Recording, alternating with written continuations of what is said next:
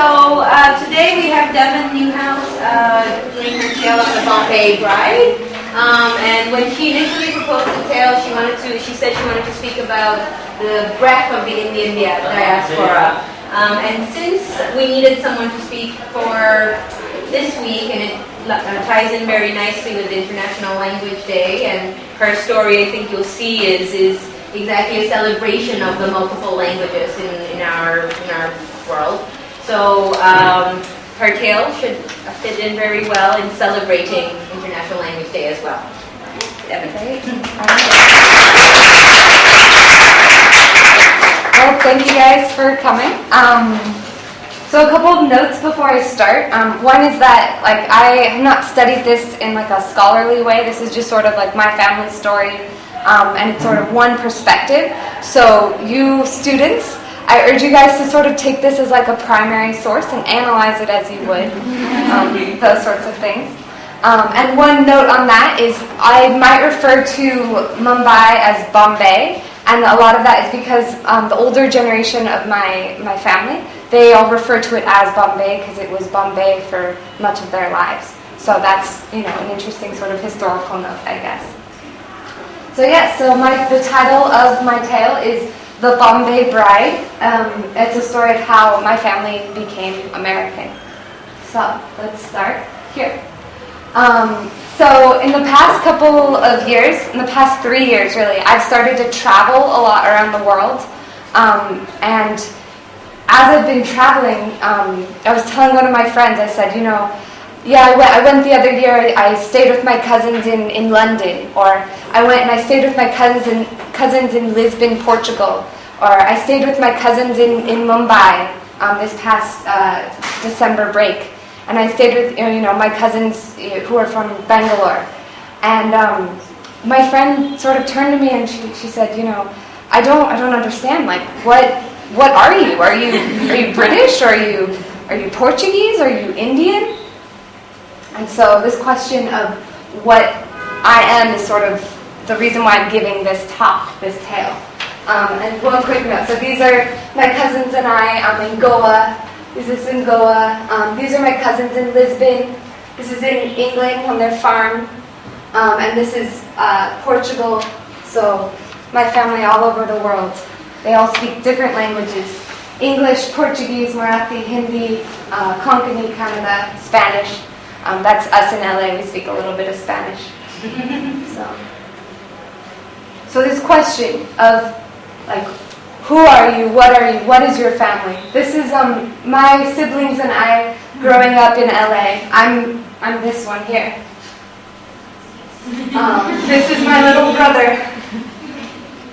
And the answer to the question of what we are is we are Indian, of course. We are going. Here we are wearing some clothes that some of our family members in India sent us. Except for the rabbit. I'm not sure why is dressed as a unicorn. I think that might have to do with the fact he just didn't look as good in a dress as we did. So he is indeed a unicorn. Great. So, like I said, we are all going. Me, my family in LA, my family in England, in Portugal, in Bombay, and Australia. We have some in Canada. We have in different parts of India. We all have at least one ancestor or relative who is from Goa. So this story is a story of how our Goan ancestors ended up around the world. So let's take a second to talk about what Goa is. Goa is, as you see, it's on the west coast of India. It's a small state in India, but it's incredibly rich in culture and natural beauty. It has some incredible beaches, beautiful coconut, groves. Really a wonderful place to be. The languages they speak there, they speak Konkani, Portuguese, English, maybe a little bit of Hindi now as well. Goa has a really unique history. It has a history that's a little bit different than other places in India. Where some places were colonized by British, Goa was actually colonized by Portuguese. So the Portuguese arrived around 1510, and they brought with them like their food, their culture, their language, their religion, and added it to this mix of cultures that was already there, that was thriving, and a really interesting place to be. And everything sort of came together and created this really unique culture. So I actually, in Goa, you can see beautiful marketplaces like this. You can also see some of the most beautiful churches, Catholic churches and cathedrals, basilicas, that like I've seen anywhere. Really, and very, very old. So it's interesting because a lot of people don't think about this when they think of India and they think of Goa. But this is all Goa. So my family lived in Goa until about 1930, when my great-grandparents moved from Goa to Mumbai or Bombay, which is right here, just up the coast. So they emigrated there in 1930. And there they raised their children in a nice suburb of Bombay.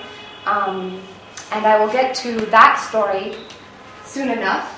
But before I talk about how my grandmother grew up in Bombay, we need to go all the way across the world to the other side of the world and talk for a second about my grandfather. My grandfather lived in Los Angeles. His family's from Los Angeles. And in 1956, he just graduated from college, from university, and he decided that he wanted to go out and see the world. He wanted to go and learn things. And so he applied for a fellowship to travel and study in a country of his choosing. And so he chose India. And actually how he chose India is a really interesting story. He went up to his professor one day after class and asked the professor, "What is the country that you know the least about?" And the professor thought about it for a second and said, "I think it would have to be India." And so my grandfather said, "All right, I'm going to India." And so he made his application. He was selected, and in 1956 he went from LA to Bombay.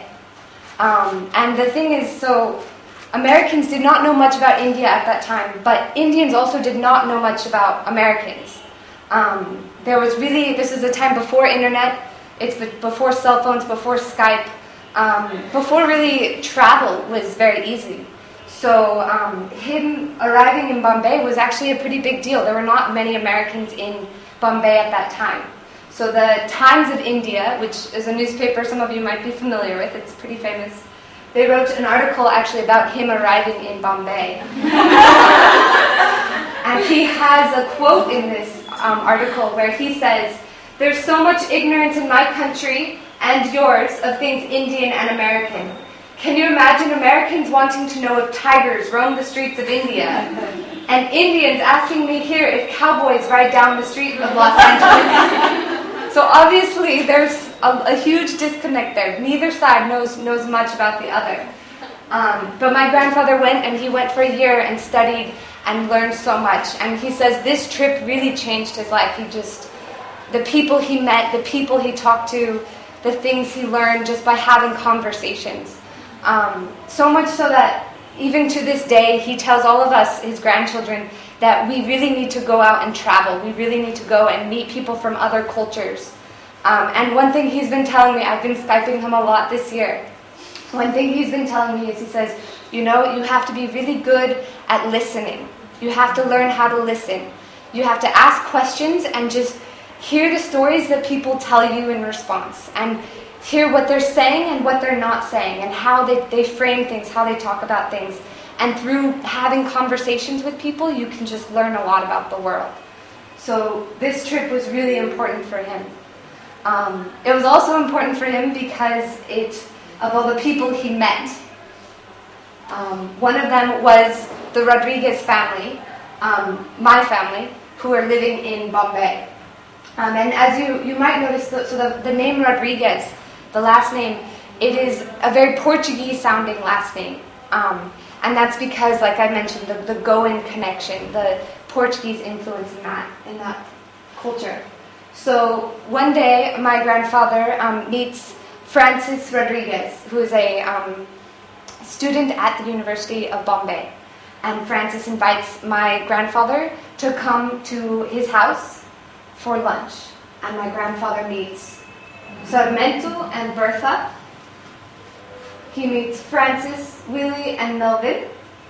And he meets the other sisters of the family. This is the whole family all together. And he also, at this lunch, meets Nanette Rodriguez.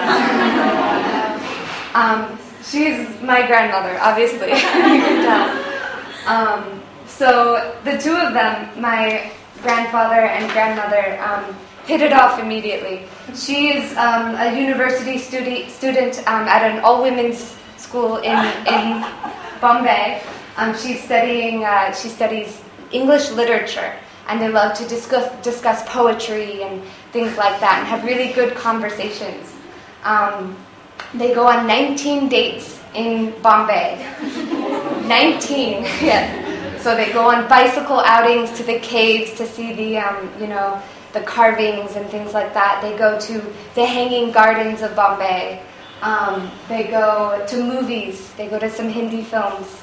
But the whole time, she doesn't tell her family, because her family would not be all right with her dating anyone, but let alone my grandfather. So she keeps it a total secret. And luckily for them, and I guess luckily for me, her brother Francis is really good friends with my grandfather, and so Francis sort of helps them out. He tells the parents, "Oh yes, Nanette and I are going out this afternoon to run some errands, but as soon as my grandfather shows up, Francis will go somewhere else, so he doesn't stick around." So they meet. They sort of fall in love. But unfortunately, a few months later, my grandfather has to leave to go back to America.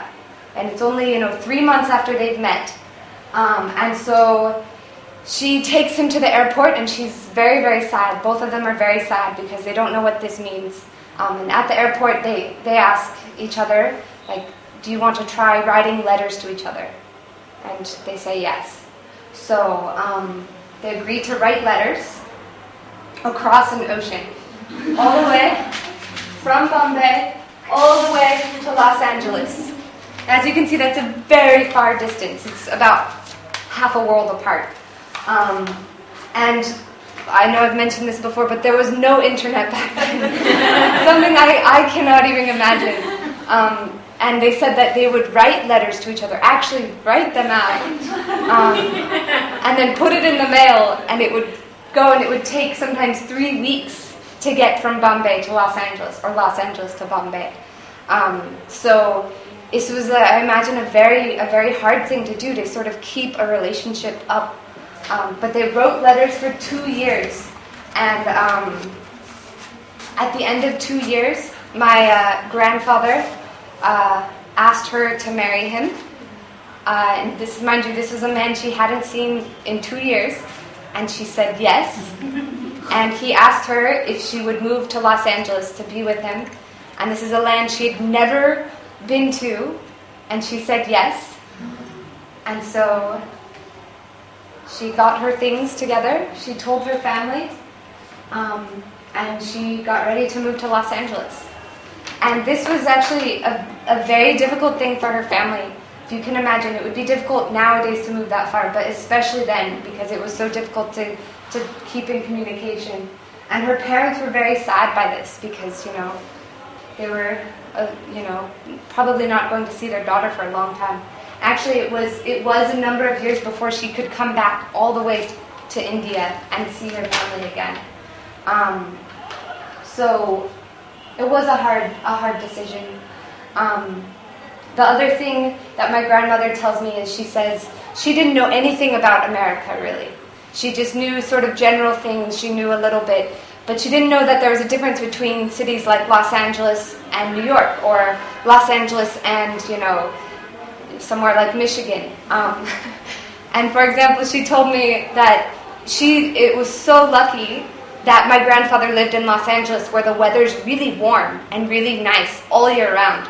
Because if she had moved to somewhere like Michigan, where Miss Emily is from, she would have just gotten back on the plane and headed straight back to India, because it is so cold there.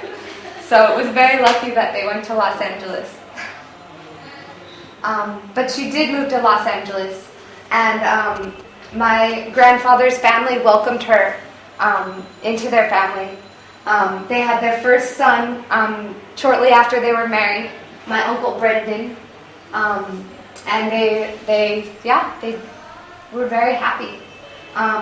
It was a difficult move, I think, especially, so this time period was 1960, and in America at this time, this was during the Civil Rights Movement, and some of you might have heard about this in one of your history classes.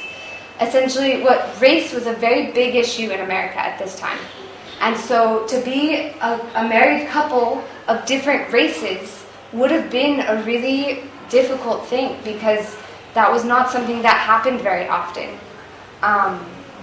But luckily for them, like, it worked out. Trying to think.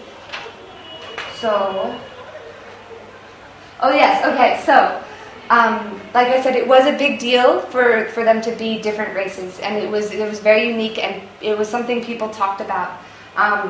In fact, in the local Los Angeles newspaper, they ran a story about my grandmother coming and moving to Los Angeles. And they had a picture of her in this beautiful white sari that she got married in. And the title of the story said, "LA man to marry Bombay-born bride."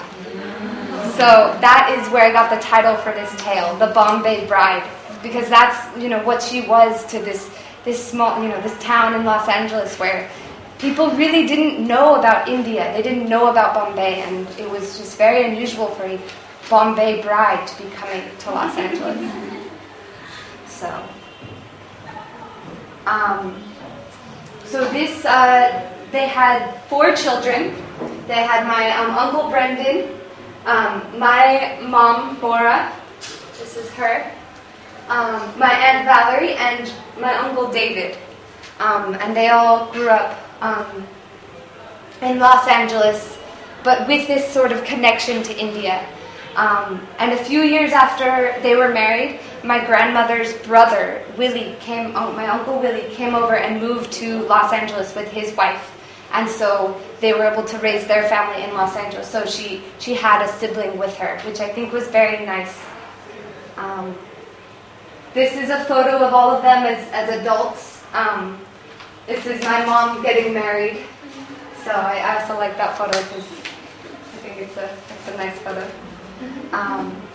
But yeah. So is that your grandmother in pink? Sorry. Yes, that is my grandmother in pink. And my grandfather. So this is my family in Los Angeles today.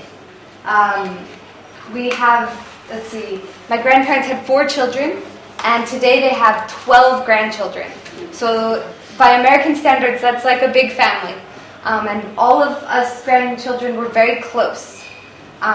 We all, grew up very close together, and we're just really good friends. I think it's a testament to my grandparents, the way, the emphasis they put on family and how much, love that they had for their family, that I can say today, even with my cousins, I feel like they're sort of like my sisters, and they're some of my best friends.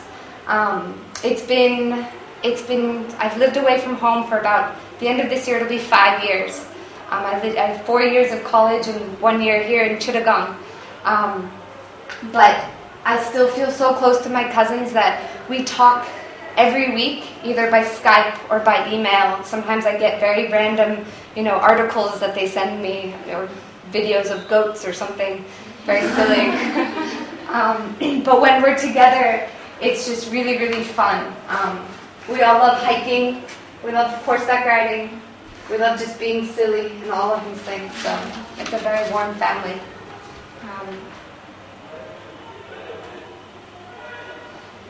And so this past December, like I said, I was able to go to India for the first time. and meet a lot of my cousins in India, in Mumbai, and then my sisters and I actually went to Goa. So this is my oldest sister, Caitlin. This is my other sister, Denny. And we all met in Goa. Actually, it was kind of interesting because I was coming from Bangladesh. Denny was flying in from Mozambique, which is southern Africa, where they also speak Portuguese. And my other sister, Caitlin, was flying from Washington, D.C., where she's in medical school. But we came back to Goa, and we met all this family. Like, family I had never, met before in my life. Some of them who I didn't even know existed. I probably shouldn't say that. And if you think about it, so it's my grandmother's parents were the ones who lived in Goa last. So it gets pretty distant, our relationships with our cousins who live in Goa.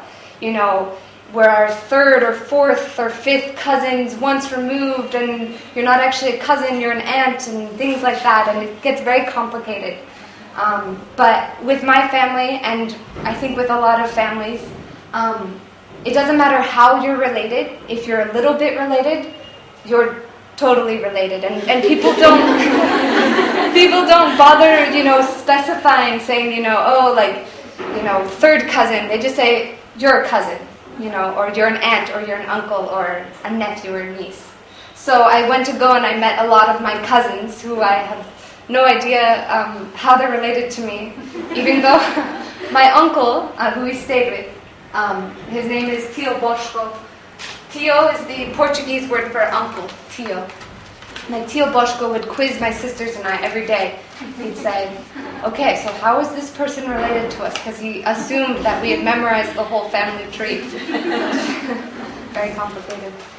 But so we were lucky enough when we were in Goa to get to go to the baptism of the newest member of our Goan family, a baby named Arav. And it was really wonderful. The baptism was held in the village church where my great-great-great-grandparents had also been baptized. It was very, very special to get to go to that. And afterwards, we went to a reception in their house, which is the house that my great-great-great-grandfather built about 200 years ago. It's this house here. And if you notice, sort of the architecture has sort of elements of this sort of Portuguese influence, this sort of windows, but it's ultimately very Goan.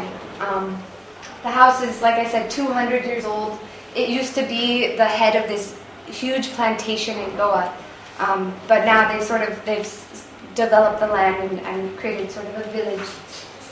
But so my sisters and I were sitting in this house that my great-great-great-grandfather built. And all the uncles and aunts, they're all talking. They're speaking Portuguese. And I look over and I see my Tio Boschko. He's pointing at my sisters and I, and he says, Elas também são filhas desta casa. And in Portuguese that means, they also are daughters of this house. And it was a really cool moment because I'd never been to Goa before. I've only one relative who is Goan, and even that she spent most of her life in Bombay. But the thing is, you can go back, and I realize that we do have a connection to this land and this culture and these people, and they are my family, they are my cousins, and I do have a connection to this house. This house was also my house in some way. So it's pretty cool.